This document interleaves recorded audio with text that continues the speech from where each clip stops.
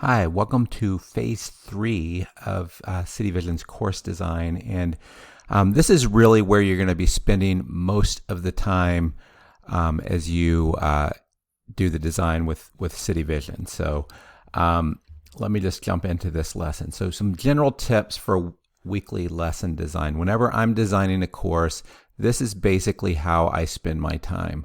I spend about 70% of my time designing assessments, and we'll talk about, backward design. There's a lot of material on backward design. So I'm thinking a lot and spending a lot on my assessments. 25% of my time is focused on researching content, getting good videos and articles to supplement the textbook. And then 5% of my time is focused on getting the lesson outcomes. So one of the things that you have to understand about lesson design is it requires being detail-oriented and organized. So if you're familiar with Myers-Briggs, that corresponds to the Myers-Briggs S, that's detail-oriented, and J is organized. The love language of online education is detail orientation with students. You don't know how many, we've fielded thousands of, questions from students over the years. And I would say about 80 to 90% of the time, whenever they're going through a course, the reason why they have questions is because there wasn't adequate detail in the design. So most students need detailed instructions to know what you're looking for in an assignment. The other thing is it avoids students submitting vastly different work. So if you give an ambiguous assignment, so for instance, you say write a paper, and then you have 2 lines, write a paper reflecting on this, something. You might get one student who writes a stellar paper that's 12 pages and another student that writes a half-page paper. So, you need to be detailed. Provide outlines, templates, and multiple questions to help provide scaffolding for most students for written responses. Always specify your expectations on length of paper and for each section. So we put in the expectations for length in discussion forums. So just keep that in mind. You don't need to do that. And in fact, if you do that, we're going to ignore it because it's the same for all of our forums. The way learning outcomes link to assessments, it's the same hierarchy we've been showing you, but we've been, before we were talking about program learning outcomes, then you get the course learning outcomes. Now you're getting down to the weekly learning outcomes. So with the weekly learning outcomes, you're going to have a discussion, then you're going to have a formative assessment, and in most weeks, or a lot of weeks, you'll have some sort of summative assessment. And each outcome that you have links to discussion or assessment or assignment, not to content. Probably the biggest challenge I've seen in people writing outcomes is they say, here's basically, it's like a list of the summary of content that's in the course. Content should be selected to support your assessments or your assignments. And as much as possible, you should avoid content that isn't assessed. So that's called unassessed content or hanging content. So that's some of the philosophy behind backward design. So the idea is you need to have content that supports these things. And often you'll do lower level Bloom's learning. So that's remember, understand, and apply in discussions and formative assessments. And then you'll do upper level Bloom's learning and the summative assessment. So that might be apply, analyze, evaluate, and create.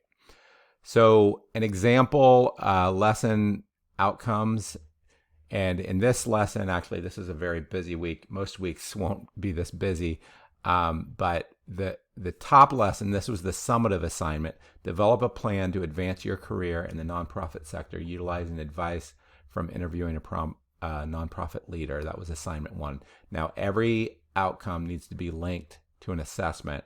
And part of what we do in your plan is we have you go back and forth. So after you write your assessment, then you should look at your outcome and is this an adequate summary of what you're assessing? If not, you need to revise one or the other. And then, so for the discussion, describe the importance of financial management and operations in a nonprofit. So this is a formative assessment for the students. And then this is again, this is really a formative assessment. Summarize and apply principles of accounting and operations in a ministry context.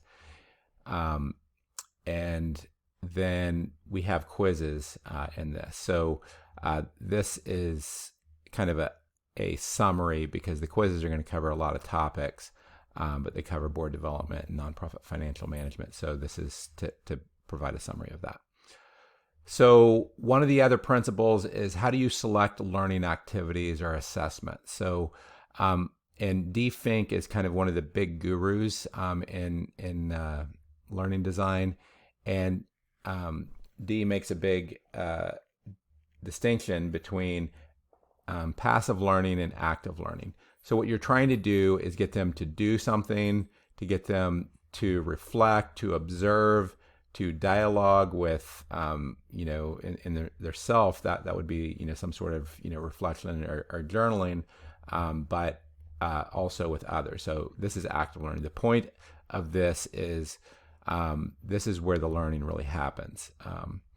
And then the other thing in active learning is, experiencing. So are you doing, is it something that's actual or simulated?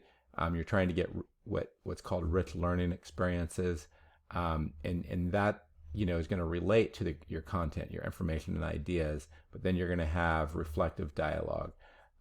So that could be short papers. A lot of times we do summary papers, journaling, learning portfolios, and things along those lines. So let's jump into discussion design at City Vision University. Typically, discussions focus on lower level blooms to help them understand and apply before they do more advanced learning. So often I'll have them, engage with the material, because say I'm having someone design a business plan. I want them to, once they actually get to writing, say, the financials of their business plan, that's going to be a very hard assignment. And I want them to engage with it. So, the idea of scaffolding is it allows you to, reflect on the material a little more before you actually do the harder task. So I often do questions that promote social learning. So again, in the example of a business plan, I might ask students to share, what's your initial ideas for a marketing strategy? Because what happens in that, a lot of students don't even know what type of response might look like. So if they see 10 other students respond and they all have marketing strategies, then they're like, okay, this is what a marketing strategy looks like. And they'll, better understand how to apply it. The other thing is just building trust. So this is, in building a learning community, but building trust by having students share. And use questions that promote effective learning. So, and I'll talk about this more, but, why are the topics covered in this week important? Often, I'll put this early in a course, especially maybe in week 1, because, a lot of times we have students doing things that honestly they don't really enjoy. So, for example, I'm an entrepreneur. I don't like accounting. So one of the first discussion questions I would put in, an accounting course might be, why is accounting important? So that we get them to value that. And then responding. So, again, for those of you who have come from recovery backgrounds, one of the things that you always do in a recovery setting, you have people kind of reflect, and then often they say, okay, what's your next step? So, how will you use this in the future? So when possible, include 3 to 5 questions to foster more thorough learning. Often one of the design mistakes I see is that there's only one question. And then City Vision courses usually will have one discussion question or one discussion forum per week, and sometimes 2. And we provided a template that you can use in the course design. And week 1 usually is an intro discussion to meet each other and relate to the topic. So, I talked about effective learning. And so usually the focus on learning is the cognitive domain of Bloom's taxonomy. And there's something called Crasworth's affective domain. And an example of this would be, the learning that would happen for someone in their spiritual life over here. So attending church. So you're receiving. Whenever I was a kid, I attended church. My parents made me attend church, right? And for many students, they're participating in the course, but you want to get the next stage where responding. It was only later in my life that I started actively learning about Jesus in my own time. And what you're looking to do is to try to get students to commit to a practice or a learning topic. So if they're learning about a particular topic about time management, are they going to commit to actually do that? So that would be a good discussion topic, like, are you willing to do this? And then valuing, so that would be making a decision to follow Jesus or internalizing the topic of for time management as an example, that they, write a paper on the importance of time management. And then organization, following Jesus slowly reforms their life. And then this would be where this thing has, time management has significantly changed their life. Their life is, significantly improved. And then characterizing Jesus in their life. And then, there's some people who are a kind of a ninja in their own time management, and that's what you're looking for. So designing formative assessment. So formative generally build towards summative. So they're intended to enable students to complete a complex assignment, but they need to solidify their learning first. A lot of the courses I do include assessments that are summaries, and or using textbook-based quizzes. And really those usually are focused on Bloom's levels, remember, understand, and sometimes apply and analyze.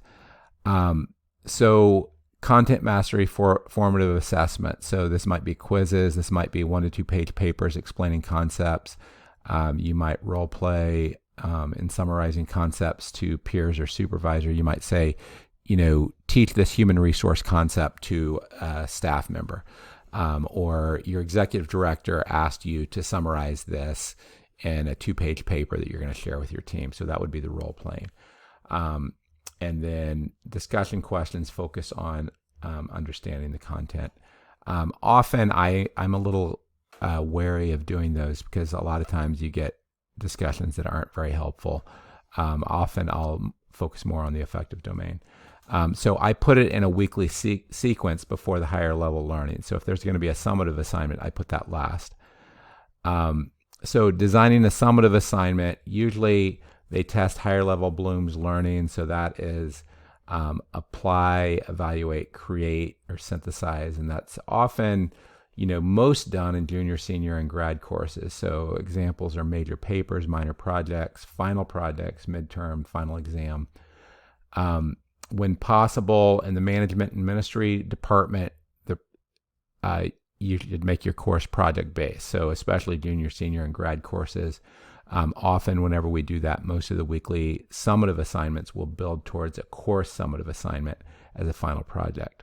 So for the strategic plan course, every week of that course was building a component of the strategic plan. You'd do the HR strategy, and that would be a summative assignment, but that HR strategy fit into the complete course summative assignment of the overall strategic plan.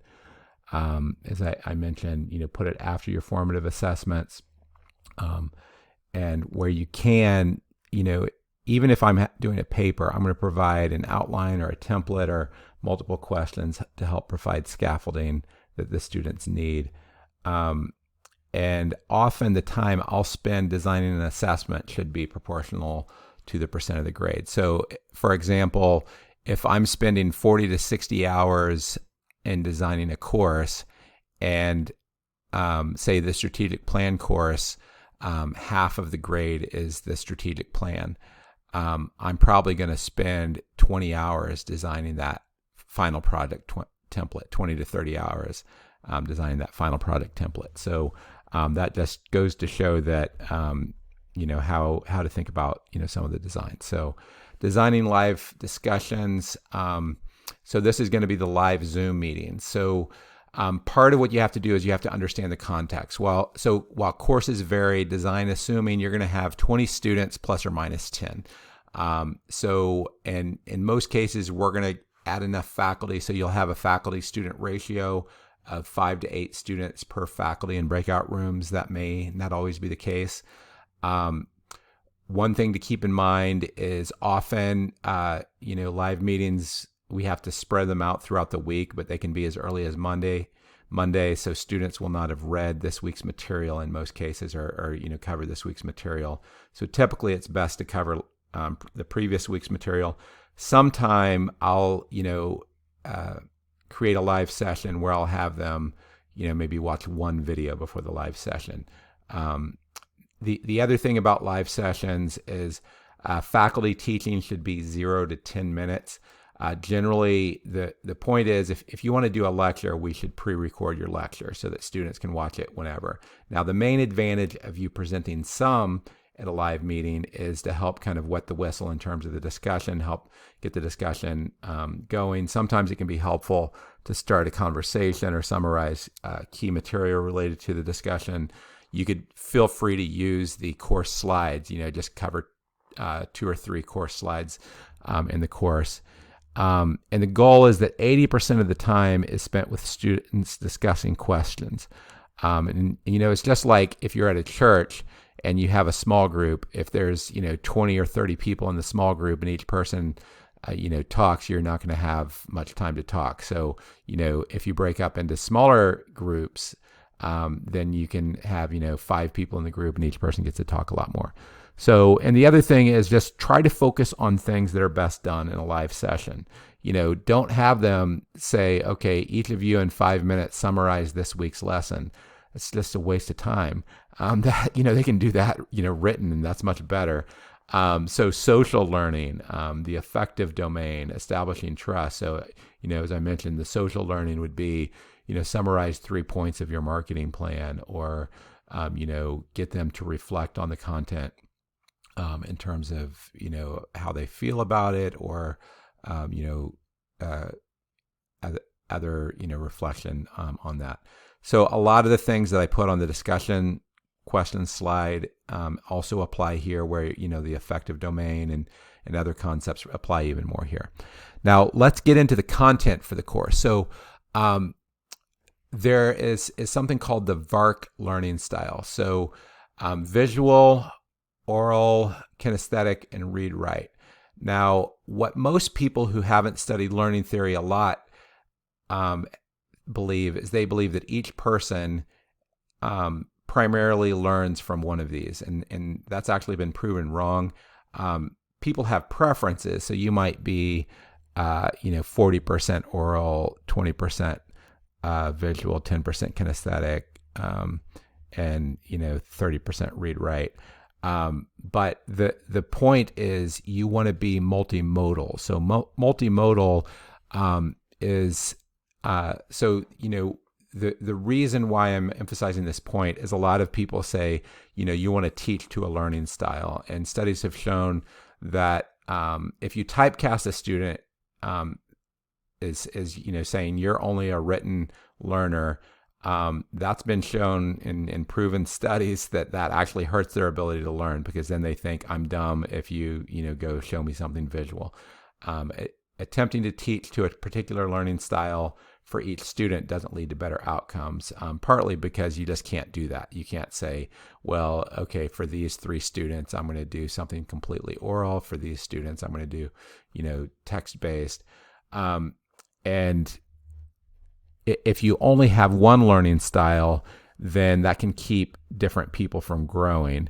So what we do is we use what's called multimodal learning, and that is superior outcomes. It teaches all students using multiple formats and modes to support diverse learners. So teaching the same concept. So if I have a course, say I'm teaching a marketing course, and the textbook is going to cover all the material, but there might be 2 or 3 key concepts. And what I'll do is I'll look for a 3-minute video for each of those concepts, because that's going to reinforce the learning. Um, and you can also do that with discussion and hands-on exercise.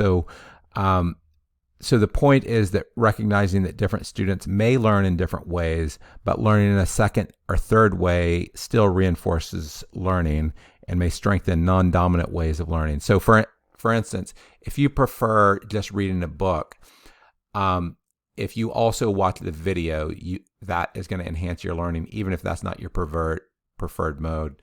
But it also will help you to learn more from videos, the more videos that you learn from. So City Vision's multimodal approach is when possible, we try to have each lesson combine the following modes of learning: videos, reading, discussion forums, practical assignment, engaging with the real world.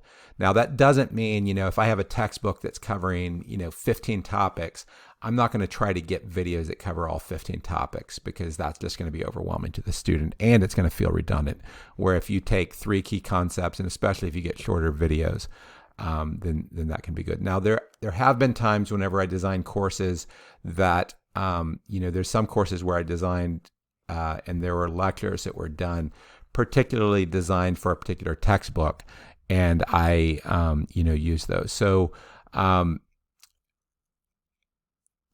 lot of these next points I already covered, and one of the other key points I think is just to recognize that there's certain things that online learning is not going to be as effective at. So there's campus-based learning, and you create a community and you bring transformational impact, and for students who are 18 to 22, being away from their parents, and all the learning that happens with that, there's certain things that just aren't going to be done as well online. So what I try to do is I try to focus the course on things that can be done well online. So online courses are good at communicating content and letting students do things that they can show you online, like writing papers or doing projects.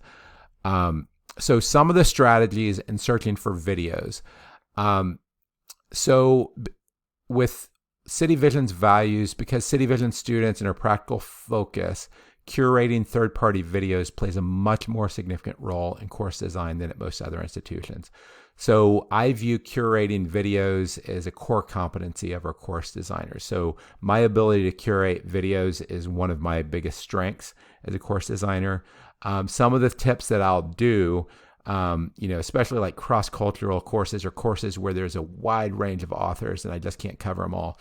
What I'll do is I'll identify the top authors in the field and the top topics in the field.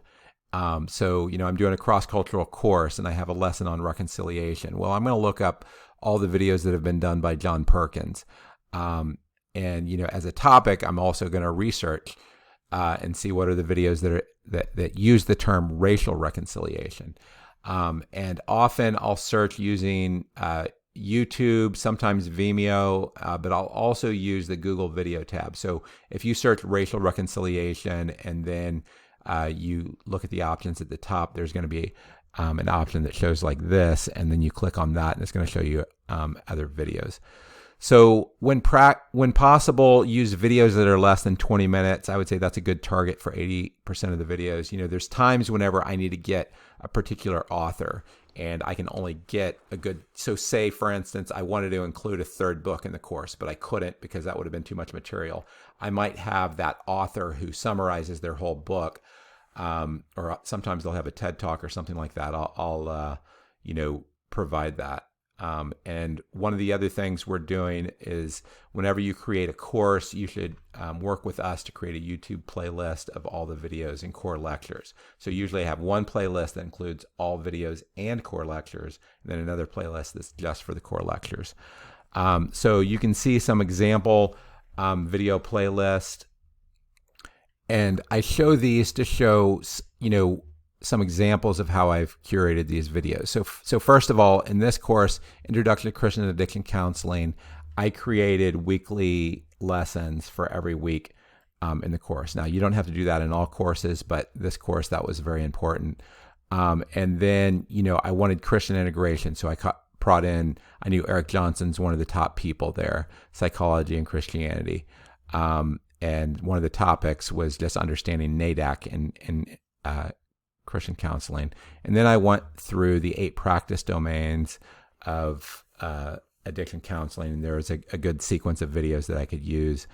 There's a topic on worldview and a lot of other material. So I pulled, I went through these topics. I went through a lot of the top authors.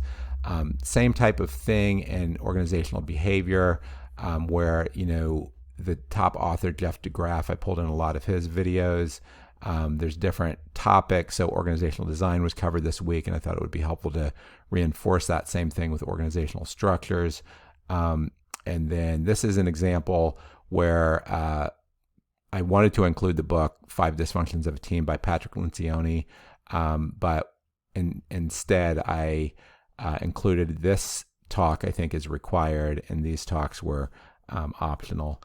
And then in leadership in diverse and under-resourced communities, this was an example where the book that I used, actually there was a good coverage of every chapter in that, but I also wanted to bring in faith integration. So Ken Blanchard, Lead Like Jesus, and then later I brought in a lot of different topics related to justice. So as you go through, be using that kind of as an example.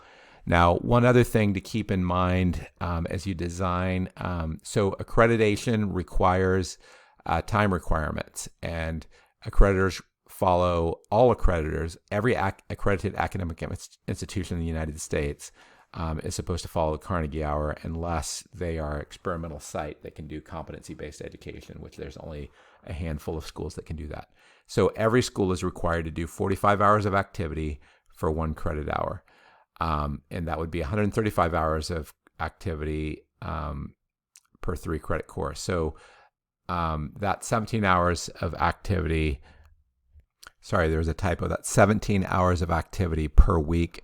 And there's methods of calculating time. The best way to do that would be use this link on calculating time. But reading is typically 20 to 25 pages per hour, depending on how dense it is. And then videos are actual time. That's on the content. And then the assignments, it's 1 to 3 hours per page, 1 hour per page for reflection, 3 hours per page if it's an intense research paper. Discussions for us would typically be 2 to 3 hours. And exams, you can estimate the study hours for that. So with that, the next thing I'm going to do is walk through our course blueprint template and go through the weekly components for that. Thanks a lot.